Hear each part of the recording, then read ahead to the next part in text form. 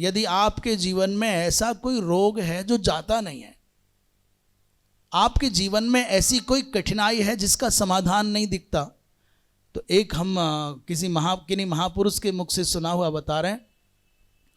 उन्होंने कहा कोई परिवार बहुत दुखी रहता था, समाधान नहीं होता। उन्होंने कहा जाओ 3 गाय जो कसाई खाने में दरवाजे पर पहुंच रही हैं, बेच दी गई। कसाई खरीद करके ले आया और कट्टी खाने में ले जा रहा है। माने अंदर जाने का मतलब यहाँ से फिर अब ये निकले नहीं।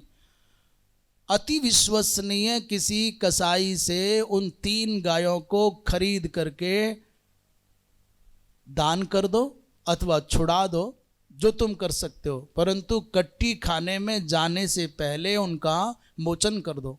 जाओ, तुम्हारे संकट कट जाएंगे। और ये दृश्य इतना, ये तो सुना हुआ था, उपदेश देते हुए हमने सुना था। ये नहीं पता कि उन्होंने 3 छुड़ाई कि 2 छुड़ाई, पर प्रयत्नशील थे। भाई कोई विश्वसनीय हो, काम ऐसे करना है, ये करना है, इसलिए करना है। बाद में हमने ये देखा कि उनके परिवार में परिवर्तन आया, जीवन शैली में परिवर्तन आया, और जो कठिनाइयाँ अनुभव करते थे वो कितनी समाप्त हों ये नहीं बता सकते, परंतु हाँ, सामाजिक जो उनका स्तर था परिवार का, उसके प्रति लोगों में विश्वास बढ़ा, सम्मान बढ़ा। ये हमने परिवर्तन अपनी आंखों से देखा है। यहाँ आज जब हम पढ़ रहे थे, हमको बड़ा अच्छा लग रहा था कि वो स्मृति हमको आ गई। अन्नदान एक ऐसा दान है जिसके द्वारा सभी प्रकार के पाप कट जाते हैं। यदि आप बहुत परेशान हैं व्याधियों से, आप बहुत परेशान हैं असफलताओं से, आप बहुत परेशान हैं अपने मन के द्वारा किए गए दुष्कृतों से, तो उत्तम से उत्तम, श्रेष्ठ से श्रेष्ठ सत्पात्र को भोजन कराओगे। जितना अधिक मात्रा में कराओगे उतना अधिक तुम्हारे पाप कट जाएंगे। अपने मन से हम कुछ भी नहीं कह रहे। दूसरा, यदि ये संभव नहीं है करना, तो जल में डुबकी लगा करके 3 बार अघमर्षण करने से घोराति घोर पाप भी जल करके भस्म हो जाते हैं। चाहे जहां नहाओ, सरोवर में नहाओ, चाहे गंगा जी में, यमुना जी में, तीर्थराज प्रयाग में, पुष्कर जी में, नैमिषारण्य में, जहाँ भी आप नहाओ, नहा करके 3 बार, वो मंत्र कौन सा उसका भी उल्लेख आया है, ऋतंच सत्यंचा लिखा हुआ है नीलकंठ जी महाराज ने, वो नहीं आता है। तो एक दूसरा है द्रुपदा दिव, 6 प्रकार के अघमर्षण मंत्रों का उल्लेख है। उनमें ये भी है, द्रुपदा दिव मुमुचानः स्विन्नः स्नातो मलादिव पूतम पवित्रेणे बाज्यमापः सुंधन्तु मयि नसः। अथवा ऋतंच तो प्रसिद्ध ही है, ऋतंच सत्यंचाभिद्धात् तपसोऽध्यजायत तदोरात्रिजायत ततः समुद्रो अर्णवः समुद्रादर्णवादधि संवत्सरो अजायत अहोरात्राणि विदधद् विश्वस्य में शतो वसि सूर्या चंद्रमसौ धाता यथा पूर्वमकल्पयत दिवंच पृथ्वींचांतरिक्षमथोस्व। मान लीजिए अब किसी को ये मंत्र भी नहीं आता और द्रुपदा दिव मुमुचाना भी नहीं आता, फिर अघमर्षण कैसे करे?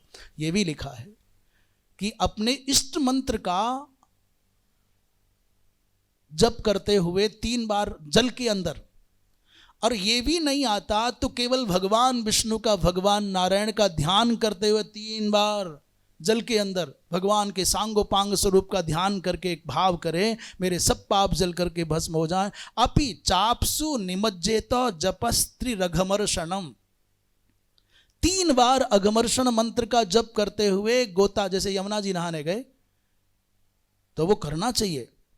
यथा सुमेधाव भृतस्तथा तन मनुरब्रवीत।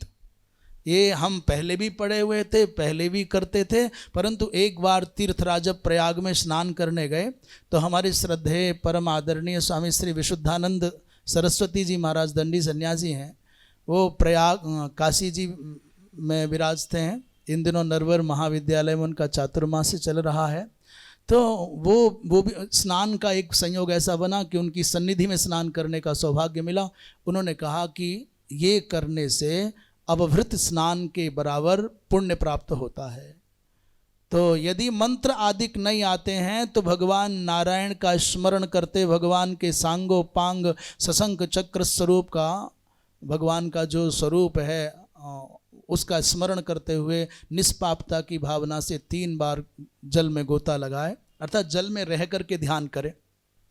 तो सब पाप कट जाते हैं। इस प्रकार महर्षि इंद्रोत ने अनुग्रह करके राजा जन्मेजय को ब्राह्मणोपासक बनाया, पवित्र बनाया। भैया कोई कितना भी पतित है, यदि उठ करके खड़ा होना चाहता है, कुमार्ग त्याग करके सन्मार्ग पर चलना चाहता है, तो फिर उसे सहारा देना चाहिए, उसका समर्थन करना चाहिए, उसके साथ खड़े हो जाना चाहिए, उसको प्रायश्चित्त की प्रेरणा देनी चाहिए। वृंदावन विहारी लाल की।